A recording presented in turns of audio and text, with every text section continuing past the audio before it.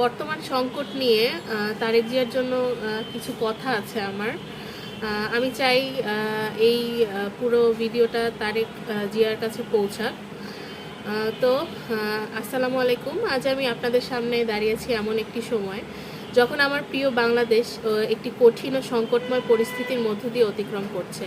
এটি শুধু রাজনৈতিক সংকট নয়, এটি বিশ্বাসের সংকট, ন্যায়ের সংকট, অর্থনৈতিক সংকট এবং মানুষের আশা আকাঙ্ক্ষার সংকট।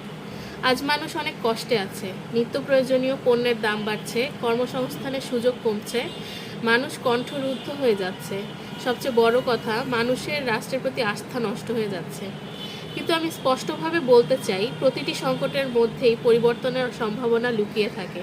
আমরা আশা হারাবো না, আমরা ভয় পাবো না। আজ আমাদের দায়িত্ব বিভক্ত হওয়া নয়, ঐক্যবদ্ধ হওয়া, দোষারোপ করা নয়, পুনর্গঠন করা, নীরব থাকা নয়, ন্যায়ের পক্ষে কথা বলা। আমরা এমন একটি বাংলাদেশ বিশ্বাস করি যেখানে প্রত্যেক নাগরিকের মত প্রকাশের স্বাধীনতা থাকবে, প্রত্যেক ভোটের মূল্য থাকবে, প্রত্যেক তরুণীর জন্য সুযোগ থাকবে এবং প্রত্যেক পরিবার মর্যাদার সাথে জীবনযাপন করতে পারবে। এই সংকট থেকে উত্তরণের জন্য আমাদের 3টি গুরুত্বপূর্ণ পদক্ষেপ নিতে হবে। প্রথমত, গণতন্ত্র পুনঃপ্রতিষ্ঠা। জনগণের কণ্ঠস্বর ছাড়া আর কোনো দেশ এগিয়ে যেতে পারে না। আমরা নিশ্চিত করতে হবে একটি অবাধ, সুষ্ঠু ও নিরপেক্ষ নির্বাচন। দ্বিতীয়ত, অর্থনীতিকে শক্তিশালী করা। ছোট ব্যবসা ও উদ্যোক্তাদের সহায়তা করতে হবে, নতুন কর্মসংস্থান তৈরি করতে হবে এবং দ্রব্যমূল্য নিয়ন্ত্রণ আনতে হবে।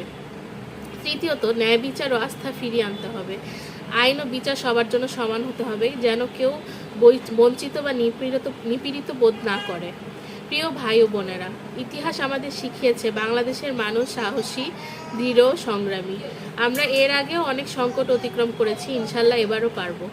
আসুন আমরা সবাই একসাথে দাঁড়াই, রাগ নয়, দৃঢ়তা নয়, হতাশা নয়, আশার আলো নিয়ে। বাংলাদেশের ভবিষ্যৎ ভয় নয়, বাংলাদেশের ভবিষ্যৎ আপনাদের হাতে, জনগণের হাতে। আল্লাহ আমাদের সঠিক পথ দেখান, আমাদের দেশকে হেফাজত করুন এবং আমাদের একটি সুন্দর বাংলাদেশ গড়ার তৌফিক দান করুন। আল্লাহ হাফিজ।